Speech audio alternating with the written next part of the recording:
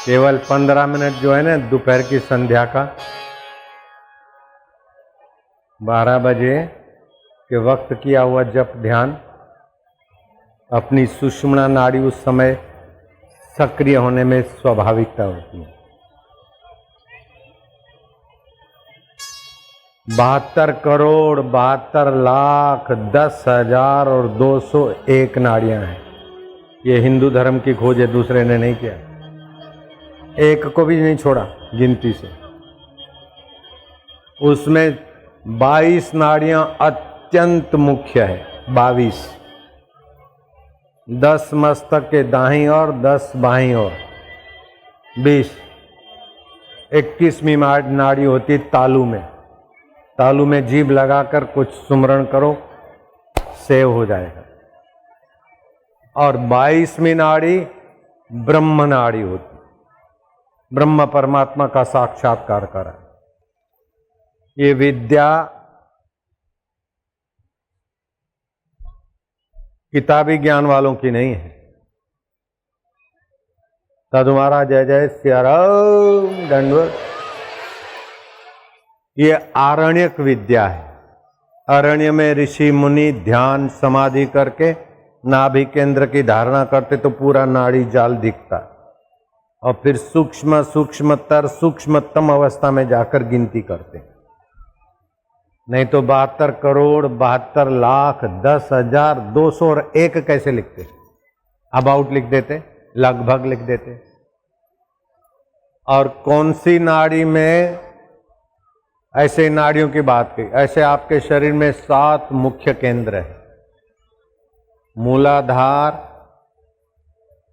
Bathroom की जगह के पास में, शिवनी के पास, स्वादिष्टान थोड़ा ऊपर, मणिपुर नाभि के पास, अनहत केंद्र हृदय पर, विशुद्धाख्या कंठ में, शिवनेत्र तिलक की जगह पर, और ऊपर सहस्त्रसार। ये 7 मुख्य केंद्र है। उस एक एक केंद्र से मुख्य नाड़ियां जुड़ी है 100, और मुख्य से दूसरी, दूसरी से तीसरी, सारा नाड़ी जाल इन 7 केंद्रों से जुड़ा है।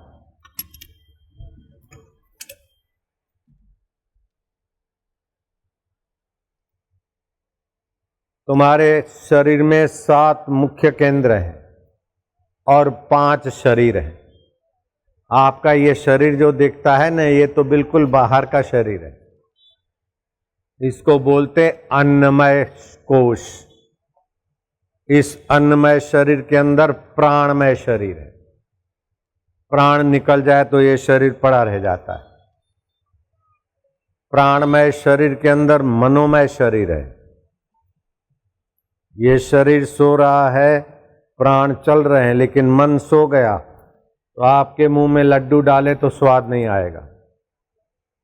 बिस्तर पर सांप आकर बैठ जाए, सो जाए तो आपको पता नहीं चलेगा, क्योंकि आपका मन शरीर सोया हुआ। मन शरीर के अंदर आपका विज्ञानमय शरीर है। 5 ज्ञान इंद्री और मति की सूक्ष्म अवस्था है विज्ञानमय शरीर। विज्ञानमय शरीर के अंदर आनंदमय शरीर है, और आनंदमय शरीर की गहराई में सच्चिदानंद परमात्मा है। ताली बजाओ तो पूरी बजाओ, क्या कंजूसी करते हो? हरि ओम ओम प्रभु जी, ओम ओम प्यारे जी, ओम ओम आनंद देवा माधुर्य देवा, बिन फेरे हम तेरे। हा हा हा।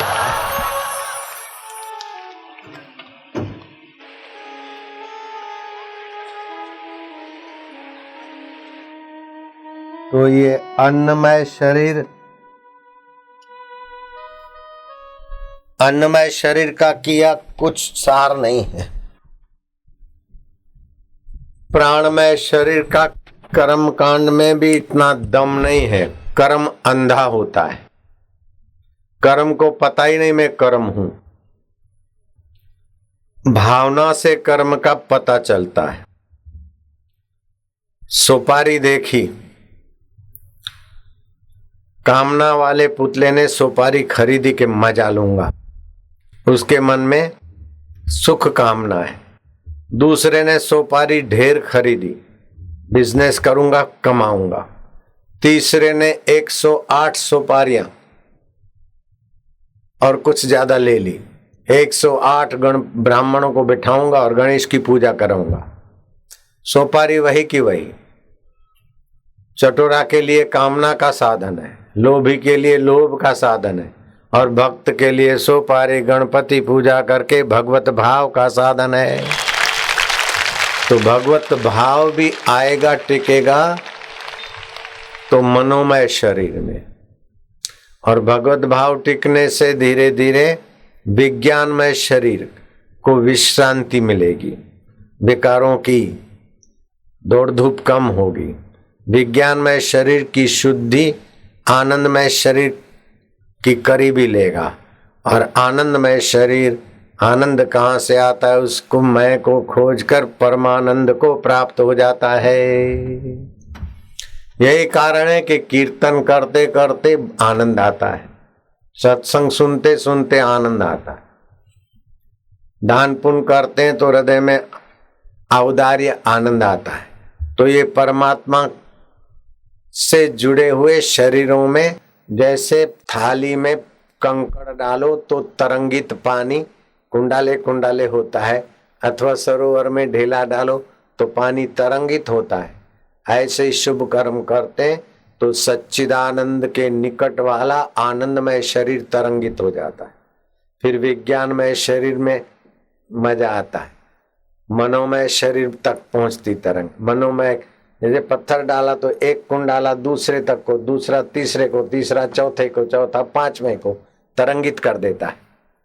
जहां आपने थाली में कंकड़ डाला, एक नया पैसा भी डाला, एक छोटा सा कंकड़ भी डाला तो एक कुंडाला बनेगा, फिर वो दूसरा, तीसरा, चौथा, पांचवा, ऐसे ही जहां जहां अनुकूलता होती है तो वो आनंदमय शरीर तक पहुंचती तरंगे, तो सच्चिदानंद परमात्मा का आनंद झलकता है। वस्तु को पता नहीं मैं वस्तु हूं, पैसों को पता नहीं मैं पैसा हूं, पता है क्या? गाड़ी को पता नहीं मैं गाड़ी हूं। अगर गाड़ी से सुख मिलता हो तो गाड़ी बेचने वाला दुखी होना चाहिए। गाड़ी बेचने वाला गाड़ी बेचने का सुख ले रहा है, और गाड़ी लेने वाला गाड़ी लेने का सुख ले रहा है। मिठाई बेचने वाला बिक्री का सुख ले रहा है, और खरीदने वाला खाने का सुख ले रहा है। मिठाई में सुख होता तो मिठाई तो चली गई, सुख चला जाना चाहिए। नहीं, मिठाई बिके ये भावना थी, और भावना फलित हुई तो तरंगित हुआ आनंदमय शरीर, सुख मिला। मिठाई मिले ये भावना थी, पूरी हुई, तरंगित हुआ। तो आनंद जो भी आता है उस परमानंद से आता है। लेकिन बाहर की चीजों के सहारे सहारे से थोड़ा थोड़ा आनंद आए और मेहनत बहुत होती है, आदमी थक जाता है। सत्संग सुनकर अपनी आत्मा को जानकर आनंद के मूल में चला जाए तो उसके लिए सदा दिवाली हो जाती। फिर वो बाहर से आनंद भरेगा नहीं, अंदर से आनंद छलकेगा। इसीलिए बोलते नजरों से वे निहाल हो जाते हैं जो संतों की नजरों में आ जाते। नजरों से वे निहाल हो जाते हैं जो संत के नजरों में आते ही खुशहाल हो जाते। तो राजा भरतरी राजपाट छोड़कर गोरखनाथ के चरणों में गए, और गोरखनाथ ने अन्नमय शरीर से मनोमय, प्राणमय, विज्ञानमय शरीर से गहराई में आनंदमय आत्मा में पहुंचाने की योग विद्या, आत्मविद्या बताई। विद्या 3 प्रकार की होती है। एक तो ये स्कूल कॉलेजों में जो पढ़ाई जाती, सीखी सिखाई जाती, उसको बोलते ऐहिक विद्या, जिससे आदि भौतिक शरीर की संपदा और सुविधा बढ़ती है, इसको ऐहिक विद्या कहते हैं। ऐहिक विद्या के साथ अगर योग विद्या और आत्म विद्या नहीं है तो ऐहिक विद्या वाला शोषक बन जाएगा। ग्राहक को छीनकर, दोस्त को छीनकर, मित्रों कुटुंबियों को छीनकर अपने तरफ धन सत्ता खींचेगा ऐहिक विद्या वाला। ऐहिक विद्या वाले को अगर दीक्षा नहीं, पर दुख का तत्ता नहीं है तो वो शोषक बन जाएगा। ऐहिक विद्या के साथ साथ अगर दीक्षा है, भगवान राम को ऐहिक विद्या मिले उसके पहले राम जी को दीक्षा मिली, लखन भैया को भी दीक्षा मिली, और भरत शत्रुघ्न को भी दीक्षा मिली। शिक्षित आदमी जितना व्यापक सेवा कार्य कर सकता है उतना अशिक्षित नहीं कर सकता। लेकिन शिक्षित अगर दीक्षित नहीं है तो शिक्षित जितना शोषक हो सकता है उतना अशिक्षित नहीं हो सकता। 5.5 अरब मनुष्य हैं धरती पर, 8 बार फिर से मार सकते उतने बम हैं, फिर भी अभी बम बनाए जा रहे हैं। ये अशिक्षित मानव की पहचान है। मनुष्य के धन से, मनुष्य की अक्ल से, मनुष्य के पैसे से और बुद्धि से मनुष्यों के नाश करने के बम बनाए जा रहे हैं। परमाणु परीक्षण करेंगे, परमाणु और बनाएंगे, फलाना ये करेंगे वो करेंगे। क्या है ये? शिक्षा तो है लेकिन दीक्षा नहीं है। दीक्षा है वो दिशा दे कि भाई सबकी गहराई में एक है, सबके भले में अपना भला, सबके सुख में अपना सुख, सबके आनंद में अपना आनंद, सबके ज्ञान में अपना ज्ञान। एकत्व की जो दिशा है वो दिशा नहीं है। तो मनुष्य ने कई आविष्कार किए लेकिन पहले की अपेक्षा ज्यादा दुखी, अशांत, बेईमान, दगाबाज और झगड़ाखोर हो गया। देखो पाकिस्तान की क्या हालत। तुलसीदास जी को सत्संग मिला, भगवान का ध्यान मिला तो 5 शरीरों की गहराई में सारे ब्रह्मांड के रोम रोम में रम रहे से भगवान का साक्षात्कार हुआ। तो उनकी वाणी में पर दुख का तरता, पर अज्ञान का तरता और पर में परमात्मा की जागृति करने का उनकी वाणी में बल आ गया। तो तुलसीदास जी की वाणी हो गई कथा नहीं, सत्संग हो गया।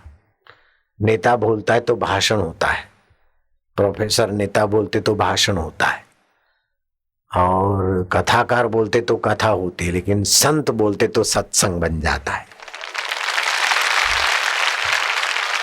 जिसके जन्मों का अंत हो गया और इन 5 शरीरों में उलझने का अंत हो गया उसको बोलते संत।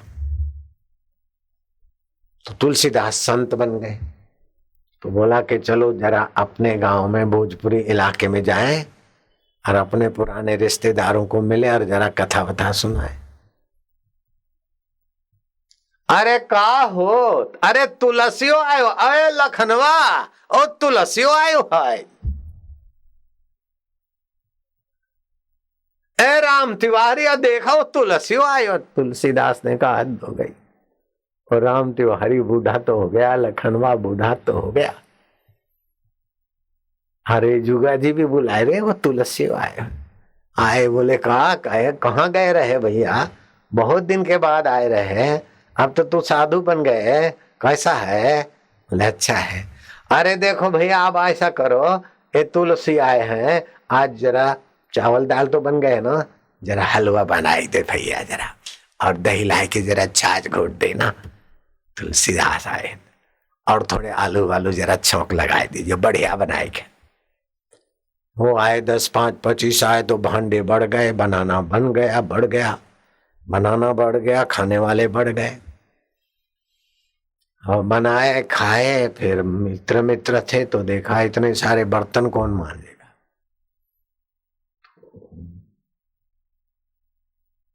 तुलसीदास ने कहा अपन खाए पिए रहे, आप जरा हरि कथा सुने, राम कथा सुनो। तो बोले दाल चावल खाइत खाइत मजा आइत, हलवा खाइत खाइत मजा आइत, बटलवा माजे को कथा सुनाए के बात करी थे यार, ऐसा जिन करा ना। दाल का चावल खाइत खाइत सुरसु लागे था, हलवा सुरसु लागे था, अब बटलवा माजे को कथा सुनाने का बहाना जिन करा भैया, जरा चले ना, हाथ बटाइए ना। तुलसीदास ने देखा कि हद हो गई, चौपाई लिखनी पड़ी। तुलसी कबहू न जाइयो, बोलो तुलसी, तुलसी कबहू न जाइयो, अपने बाप के गाँव, दास गयो तुलसी गयो, रहो तुलसियो नाम। दाल चावल खाइत खाइत मजा आई, हलवा खाइत सरसों लागे था, बटलवा माजे को बिटवा कथा सुनाई था, बटलवा माजे का। तो जहां श्रद्धा नहीं है, सद्भाव नहीं है, वहां हरि का सत्संग भी रुचिकर नहीं होता। तुलसीदास इतनी ऊंचाई के धनी थे। तुलसीदास जी ध्यान में बैठे थे और एक बाई का पति मर गया था, उसको शमशान ले गए। सती परंपरा का रिवाज था। बाई सज धज के गहने गांठे सुहाग की साड़ी माड़ी पहन के और पति के अर्थी पर अपना प्राण न्यौछावर करने को जा रही थी। बाई को पता नहीं था कि संत तुलसीदास है। देखा कि संत बाबा बैठे ध्यान कर रहे हैं तो बाई ने प्रणाम किया। हाँ, वो तो दुल्हन की नाई सजी हुई थी सती, तो प्रणाम करने से चूड़ियों का आवाज आया तो तुलसीदास जी की आंख खुली। दोनों हाथ उठाकर तुलसीदास ने कहा, सदा सुहागिन अखंड सौभाग्यवती। वो तो माई को हंसी आ गई कि महाराज का कही तो हमारा सुहाग तो स्वर्गवास हो गए। वो को तो ले गए शमशान में। अब मैं अभी दुल्हन बनकर आज नहीं आई, मेरे तो 7-8 साल शादी के हो गए। अब पति मर गए तो हम तो सती होने को जाए थे, और आप दोनों हाथ उठाए के कही तो अखंड सौभाग्यवती बाबा। महाराज तुम्हारे वचन का क्या हुई है? महाराज तनिक शांत हो गए। तो ऐहिक विद्या से गहरी होती है योग विद्या, जिससे मन बुद्धि में दिव्य शक्तियां आती है। और योग विद्या से भी और निकट होती है अपने आप में आत्मविद्या। तो तुलसीदास जी योग विद्या में गए। ऐहिक विद्या में तो मुर्दा तो जिंदा नहीं होता, योग विद्या में शांत हुए, आत्मविद्या में आए। ईश्वर के साथ एक होकर ईश्वर का सामर्थ्य पाया जाता है। संसार से अलग होकर संसार का उपयोग किया जाता है। संसार का ज्ञान होता है संसार से अलग होकर, ईश्वर का ज्ञान होता है ईश्वर में डूबने से। तुलसीदास ईश्वर में डूब गए। अरे बोले तुम्हारे पति के शव को बुला लो, इधर मंगवा लो। मुर्दा लाया गया। तुलसीदास फिर गहरे ध्यान में गए, आकाश में नजर डाली। उसका जो सूक्ष्म शरीर आकाश में 2.25 घंटे तक घूमता रहता है। उसको संकल्प करके वापस डाला और पानी छिटका, वो मुर्दा जिंदा हो गया। जय श्री राम जय तुलसीदास, जय श्री राम जय तुलसीदास, जय श्री राम जय तुलसीदास। लोग तुलसीदास को तो खूब माने। तो तुलसीदास ने कहा कि अब इतने लोग फायदा लेते हैं तो जाएं अपने भोजपुरी इलाका में। तो वहां घर वालों ने तो तुलसीदास भी नहीं और जय श्री राम भी नहीं, तुलसियों आए। दाल चावल खाइत खाइत मजा आयत, हलवा खाइत सुरसु लागित। अब बटलवा माजे कथा सुना, बुत्तहार बटलवा माजे।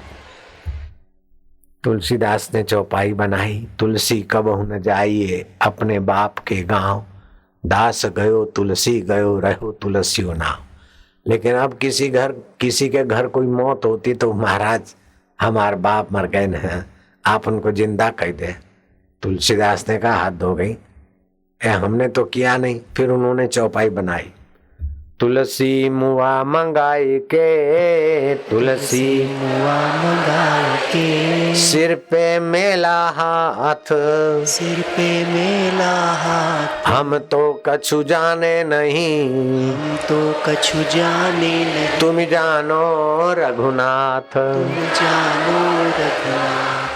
तो ऐहिक विद्या उसके गहराई में होती है योग विद्या, और उसके गहराई में होती है रघुनाथ के सामर्थ्य की विद्या, जो आत्मा होकर बैठे परमात्मा देव। तो उस सामर्थ्य विद्या का फायदा उठाना हो तो रात्रि को सोते समय श्वासोश्वास में भगवान नाम जपते जपते सो जाए। सुबह उठे तो श्वास अंदर गया तो राम, बाहर आया तो एक, श्वास अंदर गया ओम, बाहर आया तो 2।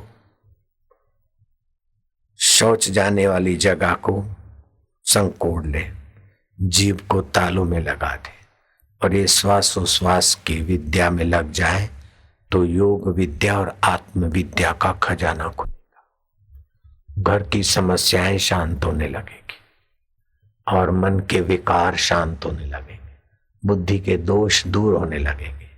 आपके पास ऐहिक विद्या के कितने भी सर्टिफिकेट हों अथवा ना हो, कोई उसका माना नहीं। जब योग विद्या और आत्म विद्या का धन मिल गया तो ऐहिक सर्टिफिकेट है तो भी ठीक है, नहीं है तो भी कोई हरकत नहीं। रमन महर्षि के पास बड़े सर्टिफिकेट नहीं थे, लेकिन प्राइम मिनिस्टर मोरारजी देसाई उनके चरणों में बैठकर शांति पाते। तुकाराम महाराज कोई ज्यादा नहीं पढ़े थे, लेकिन तुकाराम महाराज के अभंग महाराष्ट्र यूनिवर्सिटी के एमए के पाठ्य पुस्तकों में पढ़ाए जाते थे। हम कोई ज्यादा नहीं पढ़े, लेकिन हमारे बहुत भारी पढ़े पढ़े चेले हैं। तो ये आत्मविद्या ऐसी है। आत्मविद्या के लिए बाहर की स्कूल कॉलेज नहीं चाहिए, केवल भगवान मेरे हैं, मैं भगवान का। सुख दुख स्वप्न है, उसको जानने वाला आत्मा अपना है। और श्वास अंदर गया तो भगवान का नाम, बाहर आए तो गिनती अथवा एक टक भगवान को देखते जाए। बस इससे आत्मविद्या और योग विद्या की यात्रा शुरू होती। मैंने 40 दिन इसका प्रयोग किया था। दूध पर रहा था, किसी से मिलना जुलना नहीं, मौन रहा था। थर्मास में दूध रख लेते थे, जब भूख लगी दूध पी लिया, पाव भर सवा पाव। आध घंटा पुस्तक आदि जप आदि किया, फिर ध्यान में बैठे। 40 दिन लगातार ये करते रहे। ऐसे खजाने खुले कि 44 साल हो गए बांटते बांटते, अभी खूटता नहीं। ऐसा नहीं कि तुम शब्द सुनने के लिए आ रहे, तुम कोई कथा वार्ता कहानी के बल से बैठे हो, नहीं। वो आध्यात्मिक छिटकाव हो जाता है निगाहों के द्वारा, तो तुम इतनी गर्मी में बैठे रहते हो। ये आत्मविद्या का बल, परमात्मा प्रसाद का बल है। नहीं तो कोई भी कथा करे तो इतने आदमी बैठा के दिखाए, नहीं बैठेंगे। सुबह 6:30 बजे, अभी 12:15 बज रहे, आओ पंखा हाँक रहे। और गोरखपुर की गर्मी भी प्रसिद्ध है। जोगी गोरखनाथ की बात बताऊं तो आपको तो और आश्चर्य होगा। तो क्या क्या बताऊं। योगी गोरखनाथ ने भी योग विद्या और आत्म विद्या में खूब प्रगति की थी। और नेपाल के राजा को लोगों ने, धर्मांतरित वालों ने फंसाया था, तो वो भी हिंदू धर्म की रक्षा करनी चाहिए, वो भूला। तब एक वसंत नाम के लड़के को, विधवा बाई का बेटा था, पीठ ठपठपा, लंबी कथा है, उसको आगे बढ़ा दिया। तो उस वसंत के नाम से जो कुल परंपरा चली, उसको राजगद्दी दिला दी। तो बोले अब गुरु ने गद्दी दिलाई तो अब ये गुरु का कुल रहेगा। गोरखनाथ से पंथ से, गोरखनाथ से गोरखा संप्रदाय चली। गोरखा संप्रदाय जानते ना, गोरखा। ये गोरखनाथ की तपस्या और वसंती नाम के युवक पर कृपा करके नेपाल का राजगद्दी पर बिठा दिया। और भी कुछ किए, लंबी कथाएं हैं। तो ये योग विद्या और आत्म विद्या में बड़ा सामर्थ्य है। तो आप लोग रोज थोड़ा अभ्यास करो योग विद्या का, आत्म विद्या का। ईश्वर की ओर पुस्तक पढ़ते पढ़ते शांत हो जाओ, आत्म विद्या में गति होगी। आत्मा परमात्मा कैसे हैं उसका एड्रेस जान लो। भागवत में लिखा है, उपनिषदों में है। जिनको भगवान मिले हैं उन्होंने भगवान का वर्णन किया है। तो उन ग्रंथों से थोड़ा थोड़ा सब लेके नारायण स्तुति नाम का छोटा सा पुस्तक बना है, 4-5 रुपए में मिलता होगा। उसको पढ़ो और शांत हो जाओ, उसको पढ़ो और शांत हो जाओ, तो आत्मविद्या का धन में विश्रांति मिलेगी। आत्मा में कुछ मेहनत नहीं करना होता है, उसमें प्रीति, आत्मा परमात्मा का ज्ञान, ज्ञान होने से प्रीति और प्रीति होने से शांति, शांति से सामर्थ्य। बहुत सरल है।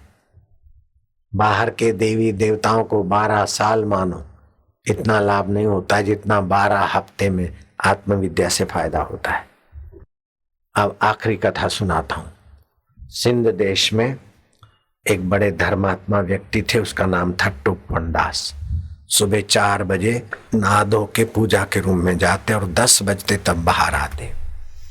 उनके चौथे बेटे की शादी हुई और बहू रानी आई तो बहू रानी को हल्की फुल्की सेवा मिली ससुरा जी की। ससुरा पूजा के रूम में हो और कांसे की थाली और चम्मच अंदर रखते थे। अगर 2 खटके करें तो फूल माला आई है तो ले आओ, अगर 3 खटके करे तो माचिस ले आओ, अगर 4 खटके करें दिया सलाई नहीं तो वो रुई ले आओ, घी ले आओ, अगर बहुत खटके करें तो इमरजेंसी है, बहू भागती चले आओ। ये आपस में समझौता था, ट्यूनिंग थी। 1 दिन 2 दिन 5-25 दिन बीते। चौथी छोटी बहू सेवा में। एक दिन टोपन दास के लिए कोई आदमी आया। सेठ टोपन दास आए, घर हैं? छोटी बहू ने कहा नहीं है, वो तो एरंडिये और रुई खरीद कर रहे हैं, किसानों से जरा मोल तोल करके बार्गेन कर रहे हैं, करकसर से खरीदी कर रहे हैं। ससुरा ने देखा हद हो गई, अभी तो 2 खटके से 4 खटके से आई। इस बेवकूफ को पता नहीं मैं घर बैठा हूं, 10 बजे के पहले निकलता नहीं। ये बहू रानी है कि कोई कहानी है? ऐसे करके बहू को कोस रहे थे। इतने में दूसरा आदमी आया, कोई सेठ टोपन दास है? बोले नहीं, अभी नहीं मिलेंगे, अपनी बहू को डांट रहे हैं और सीख दे रहे हैं। टोपन दास ने कहा हद हो गई। थोड़ी देर बीती न बीती तो तीसरा आदमी आया। टोपन दास है? बोले वो जूते सिला रहे हैं। आप तो टोपन दास का पूजा में से मन हट गया। अलार्म की घड़ियाल 10 बजे कब बजाए, अभी तो 9:30 ही बजे हैं। बार बार अलार्म को देखे और झूलेलाल भगवान को फूल लगावे, कृष्ण भगवान को, गणपति भगवान को, उसकी आरती, उसका मंत्र। जिसका गुरु नहीं होता उसका मन बटा रहता है और बहुत देवताओं को मस्का पालिश लगाकर सुखी होने की बेवकूफ़ी बन जाती। ये भगवान नाराज ना हो जाए, ये नाराज ना हो जाए, चलो राम जी की सेवा करो, कभी जरूरत पड़े तो हनुमान जी मदद करेंगे, हनुमान जी की सेवा करो, जरूरत पड़े तो शंकर जी कभी आएंगे। तो सभी भगवानों को मस्का मारने की आदत बनी रहती निगुरे आदमी को। अरे एक ही भगवान है, इष्ट एक है, इष्ट के रूप अनेक है। ऐसा ज्ञान हो तो अनेक मूर्तियां हो तो हरकत नहीं, लेकिन अनेक भगवानों को राजी रखें, कभी ना कभी कोई काम आएगा। ये निगुरे आदमी की पहचान है। अब टोपन दास तो निगुरे थे, भक्त तो थे लेकिन निगुरे थे। कई देवी देवताओं की पूजा करके मन बटा हुआ था। अब मन लगे नहीं, बहू रानी ने ऐसा ऐसा कहा तो बार बार घड़ियाल को गाली देवे। सिंधी लोगों की गाली और आशीर्वाद एक ही पंजे में, गाली भी छुपी और आशीर्वाद भी छुपा है। अगर गुस्से में कहो अल्लाह नालत थई बुढ़ी मर, तो नालत है तुझे, तू 5 विकारों में डूब मर। अगर प्यार में आकर माता पिता और गुरु बोलते हे वठ है पंज थई, ले ये 5 है, उन 5 से पार हो जा, आशीर्वाद भी हो जाता है। मैं आपको यूं कर दूं तो समझो आशीर्वाद है, और बुरी नियत से यूं कर दूं तो समझो आप 5 विकारों में डूब मरो। ये गाली भी है, आशीर्वाद भी। तो अच्छे यहाँ बिठायो, अभी तक बैठे हैं 12:15 बजे, अभी तक बैठे हैं लो। मतलब 5 विकारों से तर जाओ, प्यारे हो। और क्या मेरे को आंखें दिखाता है, क्या मेरे पर गुस्सा करता है, क्या मेरे को ठगता है, ये तू 5 में डूब मर। देखा सिंधी पंजा मल्टीपर्पज है कि नहीं है? आज तक तुमको पता नहीं था कि सिंधी लोग ऐसा क्यों करते। कुछ रहस्य सीखना है तो सिंधी बनना पड़ेगा थोड़ा। जो सिंधी भाषा जानते हाथ ऊपर करो। सिंधियाणी बन ना, हाँ बैठे, हथ हिलायो, हथ लोडियो, बच्चे शाला सिंधी सिंधियाणी, बस ठीक। अब बार बार घड़ियाल को देवे लखना लगते। अब घड़ियाल को क्या लगे पंजा, 10 नहीं बज रहे, मुश्किल से 10 बजे टोपनदास कमरे से बाहर आए। नंढी, ओ नंढी, नंढी माना छोटी, छोटी बहू। नंढी हेडा अच, समझ गए? हेडा अच, इधर आ।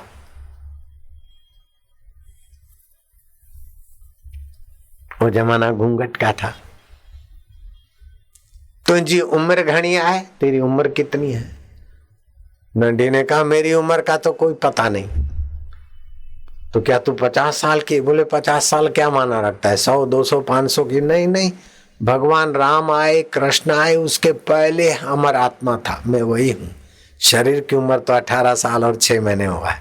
मेरी उम्र का तो कोई पार नहीं, आत्मा की कोई उम्र नहीं, और शरीर की उम्र 6 महीना और 18 साल हुई। अरे तो मैं कब गया था? तू बोलती थी पेड़ी पे गए, एरंडियल खरीद रहे हैं, कपास खरीद रहे हैं, किसानों से तोल मोल कर रहे हैं। ससुरा जी, शरीर से तो आप कमरे में थे, मन से तो किसानों के साथ तोल मोल हो रही थी। हैं? अच्छा, मैंने तेरे को कहाँ डांटा? बोले बाहर से तो नहीं जाता, मन से तो डांट रहे थे। मैं जूता सिलाने तो नहीं गया था। बोले कल मेहमान साथ में थे तो जूता सिलने वाले ने पैसा ज्यादा ले लिए तो इज्जत बचाने के लिए दे दिया। आज पूजा के रूम में सोच रहे थे कि पोते की पट्टी चप्पल है, वो कल के पैसे ज्यादा ले लिए, वो मुफ्त में सिला लूंगा। अरे तू ये कैसे जान गई? बोले हमारे गांव में गुरुजी आए थे, उन्होंने बोला कि बाहर के देवी देवताओं मंदिरों की पूजा का फल है कि हृदय मंदिर में ले जाने वाला, आत्मज्ञान देने वाला सतगुरु का दीक्षा मिल जाए, सतगुरु का सत्संग मिल जाए। मंदिर में जाने का फल यही है कि सतगुरु के द्वार पर आकर हृदय मंदिर की दीक्षा मिल जाए। और फिर गुरु ने कहा कि तुम्हारे मन में जो विचार आते और मन में जब क्रोध आता है तो उसको देखो, क्रोधी मत बनो। चिंता आती तो मन में आई, उसको देखो, तो इससे मन का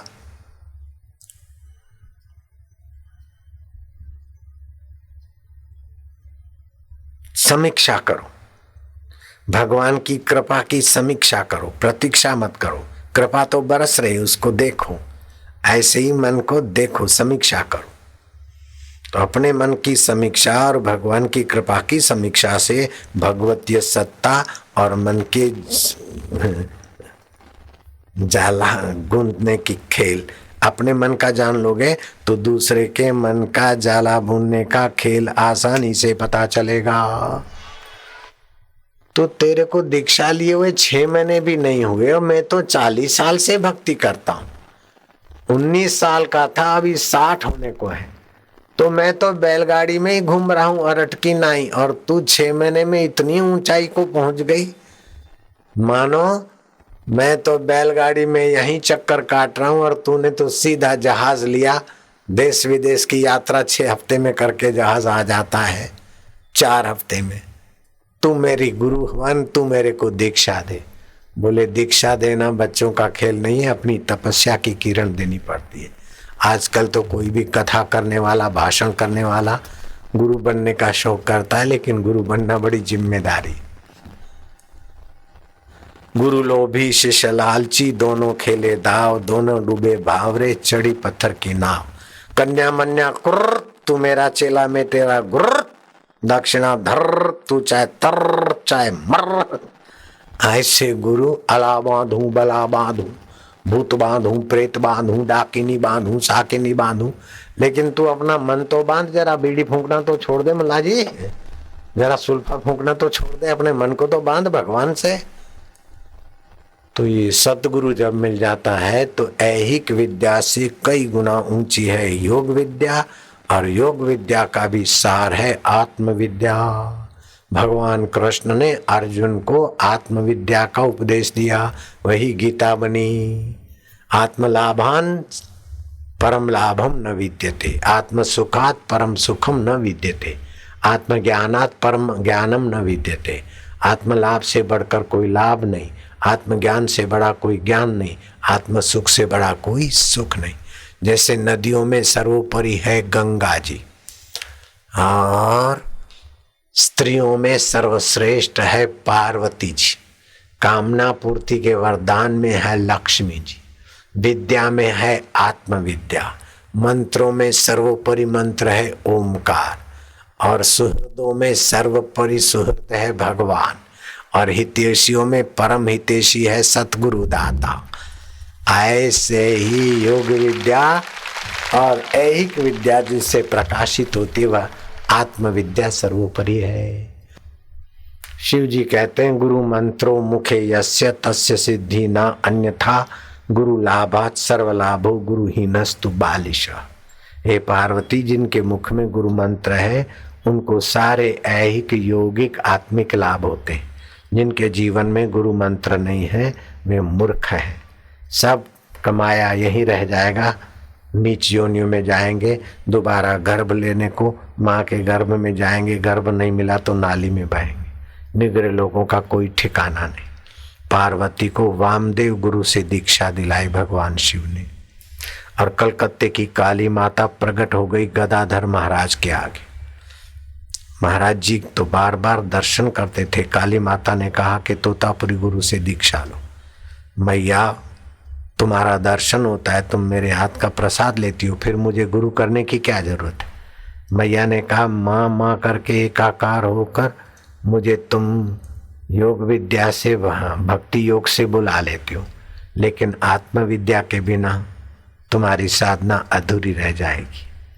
तोतापुरी गुरु से दीक्षा लेने की आज्ञा दी काली माता ने विद्या गदाधर पुजारी जी को।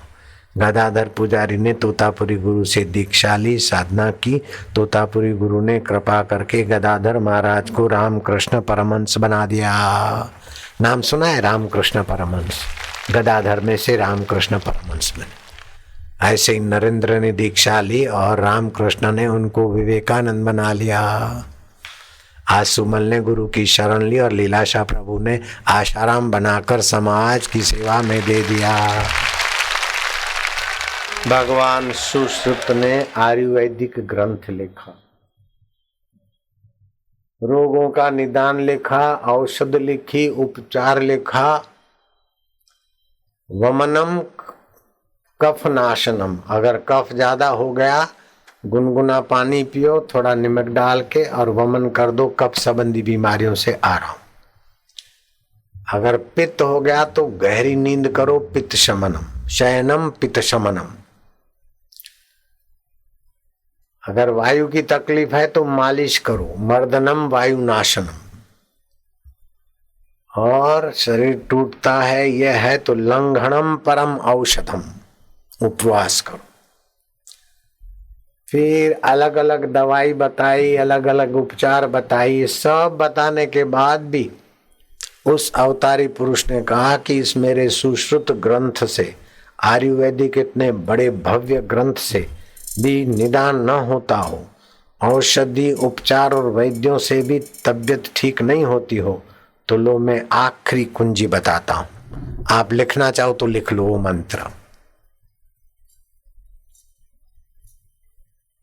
अच्युताय गोविंदाय, अच्युताय गोविंदाय अनंताय नाम भेषजाम, अनंताय नाम भेषजाम। नश्यन्ति सर्वरोगाणि, नश्यन्ति सर्वरोगाणि। सत्यम सत्यम वदामि अहम्। सत्यम सत्यम वदामि अहम्। जो भगवान सर्वव्यापक है, अच्युत है, अपनी महिमा में ज्यों के त्यों है। इंद्र का पद च्युत हो जाता है, नेता का पद भी च्युत हो जाता है, लेकिन परमात्मा अच्युत है, ज्यों के त्यों है। और गो माना इंद्रियां, इंद्रियां जिसकी सत्ता से विचरण करती है वो अच्युत परमात्मा गोविंद है। और वो एक शरीर में नहीं, अनंत रूपों में, अनंत ब्रह्मांडों में है। वही मेरे रोग का अंत करेंगे, मुझे निरोगता देंगे। अच्युताय गोविंदाय अनंताय नाम भेषजाम, नश्यन्ति सर्वरोगाणि, सत्यम सत्यम वदामि अहम्। ये भगवान सुश्रुत का दिया हुआ मंत्र है। अच्युत गोविंद अनंत, ये भगवान के नाम को पुकार के प्रार्थना करते करते शांत होने से रोग में इजाफा होता है। मेरी माँ 86 साल की हो गई थी, लीवर खराब हो गया, किडनी खराब है, पाचन तंत्र खराब है, रात को नींद नहीं आती और पीछे के मन के 2 घिस गए। डॉक्टर ने बोला अब बापू की माँ 24 घंटे से ज्यादा नहीं निकालेगी, अब 23 घंटे, अब 22 घंटे रहे, अब 20 घंटे की मेहमान है। छाती ठोक के बोलने वाले डॉक्टर मेरे पास बात पहुंची। मैं अहमदाबाद में था, मैंने मेरे वैद्य को भेजा जो मेरी बहुत सारे दवा खाने और चल चिकित्सालय है ना, गरीबों के यहाँ घर बैठे दवा मिले, ऐसी बसें बनाई अपन लोगों ने, वो चल चिकित्सालय, उन सब को देखने वाले वैद्य को भेजा। मेरी माँ को देखो क्या है, डॉक्टर तो बोलते 20 घंटे के बाद नहीं रहेगी, जिएगी, जरा देख के आओ। तो फिर मैं आता हूँ। वो देख के इतना सा मुँह लेके आया, बोले माँ की हालत ऐसी है कि डॉक्टर वैद्यों से घिरा हुआ मरीज जीवित नहीं रह सकता, क्योंकि उसकी नाड़ी विपरीत चलती है, श्वास विपरीत चलते हैं, मरने की वेला वाले श्वास चल रहे। मैं आपको सच बताता हूँ, इस बात के हजारों लोग साक्षी हैं। अहमदाबाद आश्रम में तो लोग आते रहते हैं, भीड़ होती है, और महिला आश्रम में भी सैकड़ों साध्वियां बहनें माताएं हैं। मेरी माँ महिला आश्रम में रहती थी, आधा किलोमीटर के अंतर पर है हमारे आश्रम से महिला आश्रम। मैं गया, महिला आश्रम में पुरुषों को जाने की सम्मति नहीं है, अगर जाएंगे तो संचालिका से मिलकर जाना पड़ता है। मैंने नियम बनाया तो मुझे पालना तो चाहिए ना। तो हम गए, वैद्य भी हमारे साथ था, कोई डॉक्टर भी था अमेरिका का, और भी कुछ लोग थे। माता जी के निमित्त हम गए महिला आश्रम। तो माँ ने मेरे को देखा और भाव में आकर रो पड़ी, बोले प्रभु अब मेरे से सहा नहीं जाता, मुखा सठो न तो थे भगवान, हाण मुखे मोकल दे, अब मुझे छुट्टी दे दो। मैंने कहा मैं नहीं देता छुट्टी, तुम कैसे जाओगी, मैं देखता हूँ। तो बोले क्या करूं, खाना पी, ऐसा वो अपना कहराते हुई बोली। मैं क्या, मैं मंत्र देता हूं। वो मंत्र दिया और माँ ने जप किया। मैं सच बताता हूं आपको, 20 घंटे में जो मेरी माँ, बापू की माँ मरने वाली थी, 20 घंटे के बाद तो चंगी होना शुरू हो गई। 20 दिन बीत गए, 20 महीने बीत गए, 40 महीने बीत गए, लीवर ठीक होने लगी, किडनी ठीक होने लगी, चलने फिरने लगी, खाने पीने लगी। और जो मन के घिस गए वो मन के कैसे बन गए वो भी भगवान जाने। 60 महीने हो गए। अमेरिका का एमडी किया हुआ डॉक्टर जो अभी भी वहां प्रैक्टिस करता है, मरीजों को का इलाज करता है, वो साल में 1-2 बार आता और मेरे से इजाजत लेता कि महिला आश्रम में जाने की आज्ञा। मैं बोला क्यों? बोले माता जी का दर्शन करना है। मैं क्या, दर्शन का तो तुम बहाना करते हो, अंग्रेजी दवा वाले सोचते हैं कि ये किडनी और लीवर ठीक कैसे हुआ, ये चेक करने को जाता है, बोल सच बोलो। बोले हाँ बाबूजी। मैं आपको बिल्कुल पक्की बात बोल रहा हूँ, 20 घंटे में मेरी माँ मरने वाली थी 86 साल की होकर। 20 दिन हो गए, 20 महीने हो गए, 86 से 87, 88, 89, 90 साल की हो गई, 91 साल की हो गई, 80 महीने बीत गए, फिर भी मां मरी नहीं। 84 महीने हुए, 93 साल की हुई, डॉक्टरी रिपोर्ट बराबर। मेरे आश्रम में उन्होंने अपना श्वास छोड़ा, दिल्ली के आश्रम। तो डॉक्टर तो बोलते 20 घंटे से ज्यादा नहीं जी सकेगी। तो फिर वो डॉक्टर बोलते, हंसते, चुटकी लेते, माँ जी तुम तो 20 घंटे में मरने वाली थी, फिर कैसे जी रही हो? तो मेरी माँ भी चुटकी लेती थी कि तुमने तो बोला था मर जाऊंगी 20 घंटे में, लेकिन साईं का मंत्र है, मैं क्यों मरती, मरना है तो तुम जाके मरो मेरे पास तो मंत्र है। ऐसे विनोबा भावे को डॉक्टरों ने कहा कि ये 2 महीने में मर जाएंगे।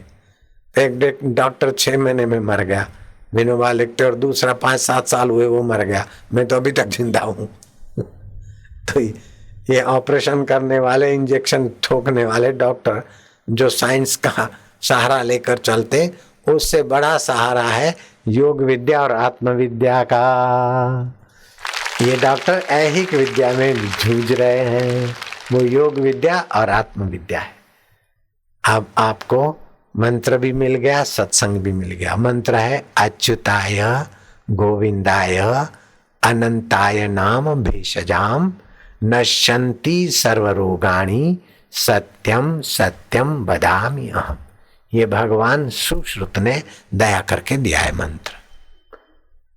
दूसरा एक मंत्र है, बच्चा बीमार है या कोई बीमार है, उसको बोलो श्वास थोड़ा ले, और नासे रोग हरे सब पीरा जपत निरंतर हनुमंत बीरा। 1 मिनट तक श्वास रोक कर ये मन में जप करे और बाद में रोग को हवा में फूंक मार के भगा दे। ऐसा 10 बार करे, इससे भी रोग मिटते। दाएं बाएं श्वास चालू करके 10-5, फिर दोनों नथुनों से श्वास भर लिया, 1 मिनट तक श्वास रोका और नासे रोग हरे सब पीरा जपत निरंतर हनुमंत बीरा। नासे रोग हरे सब पीरा जपत निरंतर हनुमंत बीरा। ऐसा जितनी बार बोल सके, 1 मिनट 1.25 मिनट में, फिर रोग गए। हनुमान जी पवन सुत है और ये पवन के सहारे हमारे रोग स्वाहा। मुफ्त में निरोग होना है तो ये तरीका है, ये योग विद्या है, भक्ति योग की विद्या है।